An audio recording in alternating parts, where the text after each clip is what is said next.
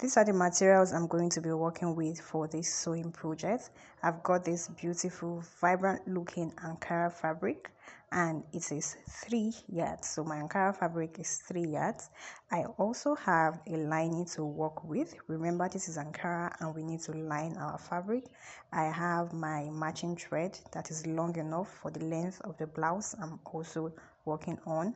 I've got my measuring tape, and I've also got matching thread. I also have my paper scissors and also fabric scissors, and I also have tailor's chalk, pen for altering patterns because I'm going to be altering the pattern later on. And I have also got some pins right on my hand.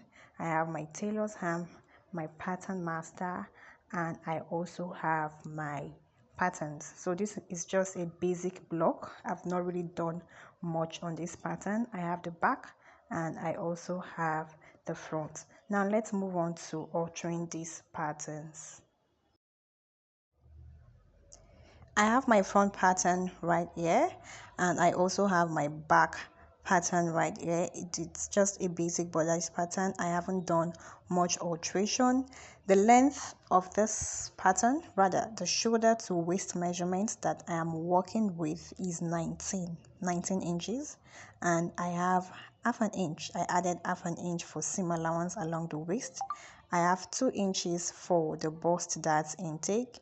I've done my underbust contouring and also contouring around the armhole. For the underbust contouring, I used about 2 inches for that to have a really cinchy effect around the underbust.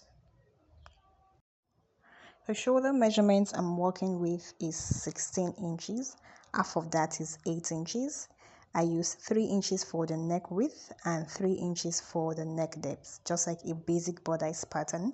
But to alter this, I'm going to be marking 2.5 inches away from my armhole area, and I'm going to be drawing a curve to connect to the 3 inches neck depth. So I've altered this from just a basic neckline to more or less like a boat neckline, and this is a neckline that I'm going to be working with for this blouse. For the neck width, I have 2.5 inches, while the neck depth remains at 3 inches. Now moving over to the back to do a few alterations at the back. My neck width for the back is also 3 inches, and the neck depth is about 2 inches. Yes, I used 2 inches for the neck depth.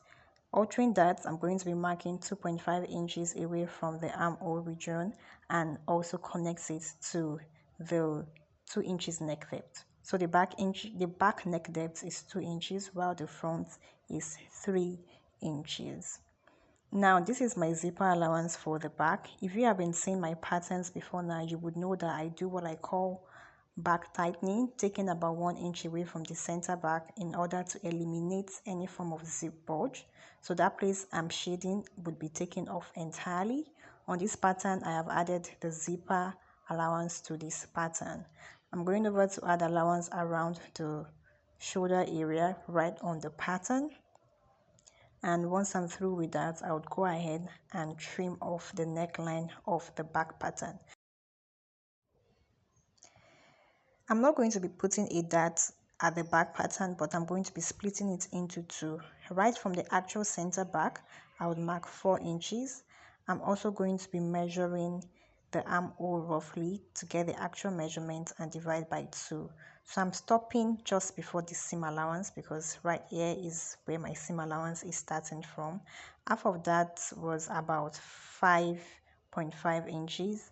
Then I'm going to be using my pattern master to draw a straight line from the midpoint of the armhole to the 4-inch mark I marked from the center back. So this would split my back pattern into 2. I'm going to be having the center back and the side back, and I did not put a dart because I've already done my 1-inch back tightening, but sometimes you could also put a dart too. But for this pattern, I'm not going to be putting a dart, but I've already done my 1-inch back tightening, and that would work also.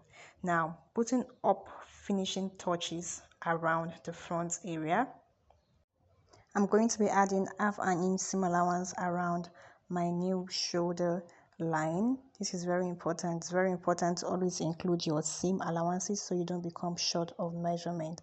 So I'm just going over to trim off the neckline, after which I will also go ahead and close the bust dart.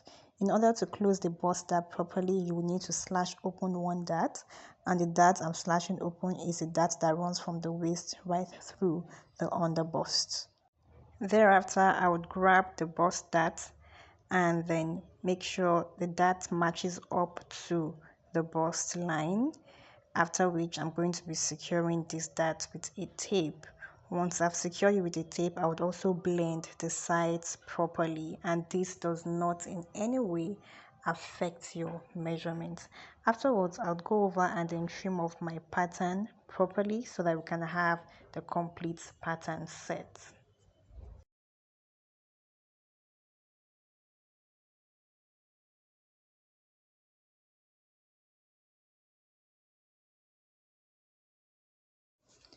I've got my pattern all cut out already. I have the center back, side back, center front, and side front. These are the patterns I'll be placing on both my lining and the main fabric to cut out. And while cutting, I'm going to be adding the necessary seam allowances. As you can see right here, I added half an inch to the part I would join both the center front and the side front together.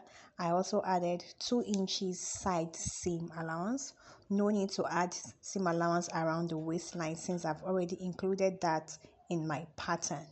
Moving over to working on the peplum, I've gone ahead to fold my fabric into 4, and that's because I want a full circle for this peplum. The waist measurements I'm working with is 38 inches. I added an additional 15 inches, and that is because I want to pleat. So I need an excess fabric to be able to pleat around the waistline. Dividing the total inches by 6.28, I arrived at a radius of about 8.4, approximately 8.5. So I'm marking 8.5 inches right from that folded edge, and I'm going to be marking it all around to get my radius. Remember, I added an extra to the waist measurement simply because I want to create pleats around the waistline. Right from the radius, I'm going to be marking the length of 10 inches. This is inclusive of the seam allowance. And for this blouse, my client wanted quite a long peplum. She didn't want the peplum to be short, so 10 inches is what I'm going to be using for this. Even when I was cutting, I still added about an additional half an inch, not really up to half an inch, just to be on the safe side because I really wanted to satisfy her. I'm just going over to cut out the peplum, and I'm going to be duplicating this on the lining also by simply folding my lining into 4 and then placing my main fabric on the lining and also cutting out. Once I was done, I splitted the peplum into 2. Make sure you're only splitting one part of the fold and not the other part so that you don't cut your peplum into 4. You have to be very careful when you're doing this. I have my peplum cut out, and this is how it looks like. It is very long, and it gave me the excess fabric that I needed to be able to create pleats. I'm going to be ironing interfacing on the main fabric. That's for the peplum. So guys, I've gone ahead to iron interfacing on all of my fabric pieces for both the front and the back. And for the front, I concentrated on the bust area by layering about 2 layers of interfacing around the bust area. This is just to give it more structure. All you have to do is to just cut out interfacing that would align with your bust area and iron. You could do 2 layers, you could do 3 layers. So I did that for both the side front and also for the center front.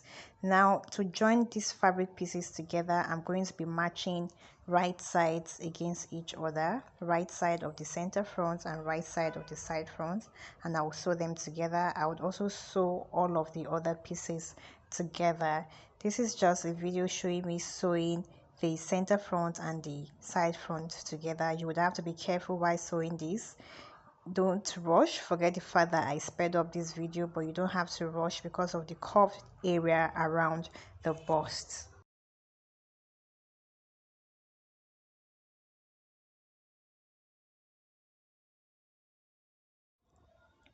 I'm done sewing all of my panel pieces together. This is the front pattern. You can see, and when I said I concentrated around the bust area with by layering more interfacing, and I believe that was what made this bust area to be very pronounced, in addition to also getting your pattern drafting right by cinching properly around the underbust. Remember I said I use about 2 inches to cinch the underbust. Also, I have my back panel pieces too. I have for both the left and also for the right. I haven't ironed yet. What I'll go ahead and do next is to iron all of these pieces. I'm going to be ironing both the main fabric and also the lining. While ironing, I also layered an extra interfacing around the bust area. You can see that the seam is covered with interfacing. This would also help to reinforce that bust area. The next thing is to place lining and fabric together, sew it around the neckline and also sew it around the sides, meaning I'm going to be turning the neckline and the sides with the lining. I'm going to repeat the same thing for both the front and the back. So I'm going to be placing right sides against each other, and then I'll sew the neckline down, I'll sew the sides down, and for the back I would sew the zipper allowance down. I'm done turning each of the main fabric with the lining. This is the front and this is what I have, and this is also one piece for the back and the other piece for the back. The next thing would be to join the back and the front together along the shoulder and also along the side seam. What I'm doing is I'm picking the corresponding part of the back that matches well with my front, and I'm opening it up around the shoulder and pinning it down in such a way that fabric faces fabric and lining faces lining, and I'll go ahead and sew it down by half an inch.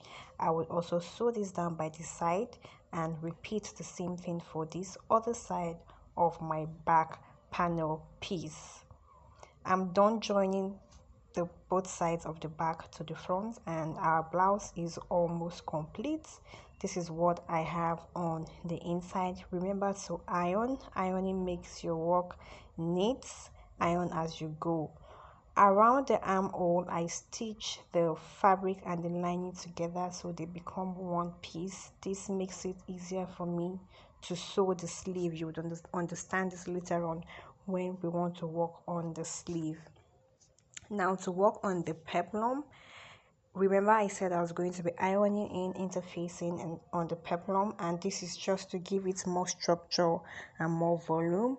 What I will do next is I'm going to be sewing the lining on the peplum, and it's pretty easy. Just pick one side of the lining and place it on the right side of your fabric, because we're going to be turning it later to the wrong side, and this lining does not have a right or wrong side, so I'm just picking one side randomly, and I'll go ahead and sew this down by half an inch all around.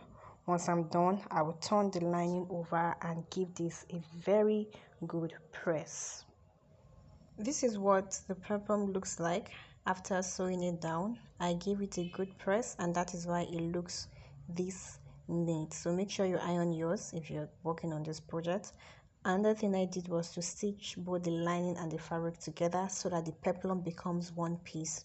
Honestly speaking, guys, you need to do this as it makes your work easier, especially if you know you want to pleat. It's very important that you stitch your fabric and your lining together.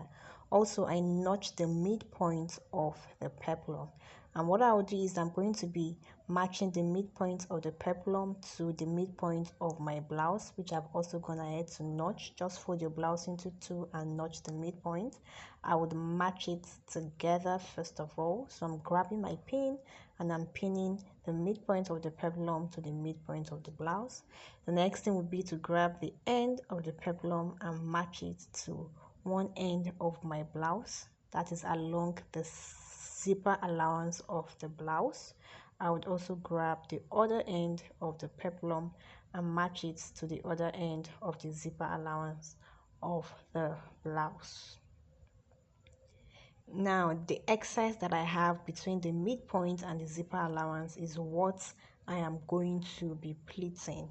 And what I will do first of all is that I'm going to be creating the pleats first before heading over to the sewing machine to sew, because I don't want to pleat blindly on my sewing machine.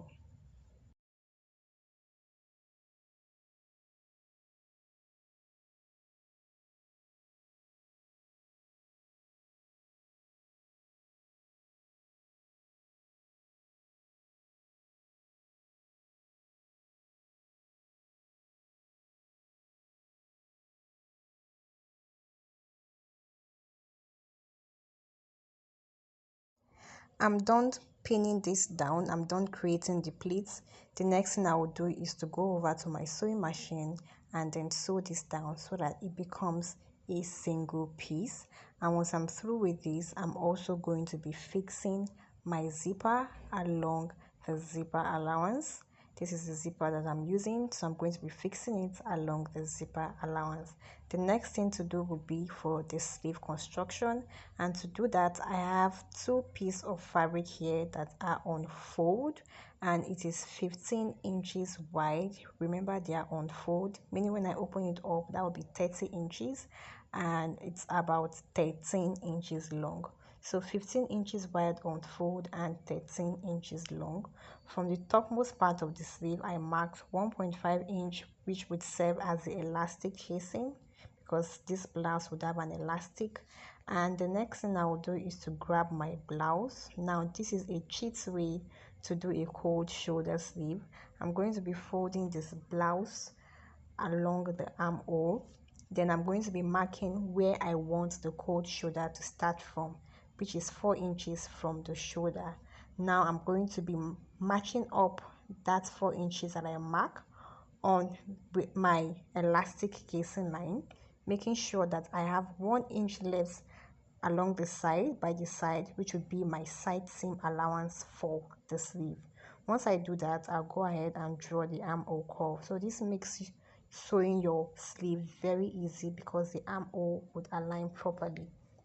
The next thing would be to cut out the sleeve. Now to cut out, I would first of all fold the elastic casing inward, and then I'm going to be cutting the armhole.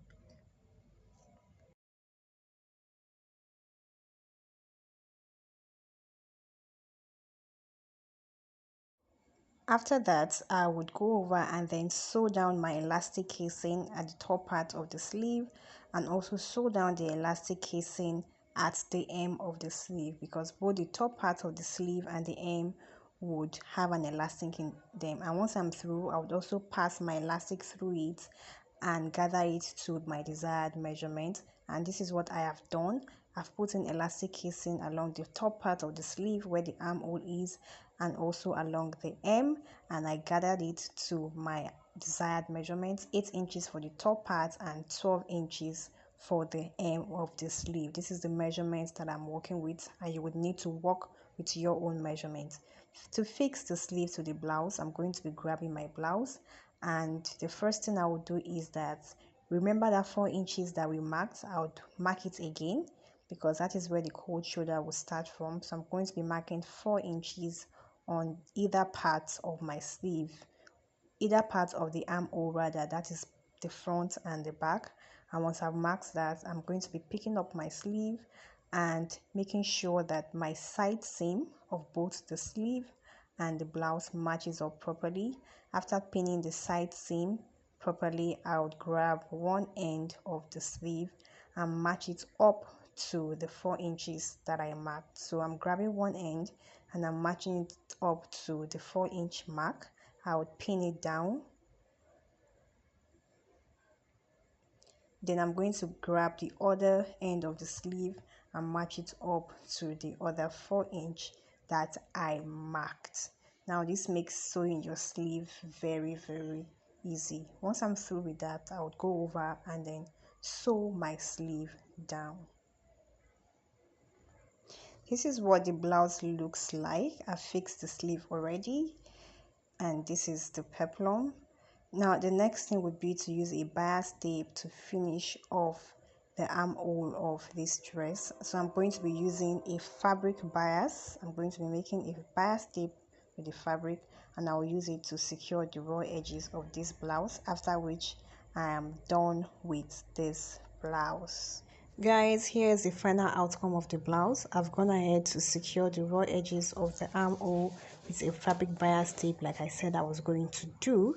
This is the final outcome of this blouse. If you enjoyed this tutorial, if you know you've learned something new, please click on the like button. If you haven't subscribed to the channel, please click on the subscribe button and also turn on your notification for more videos.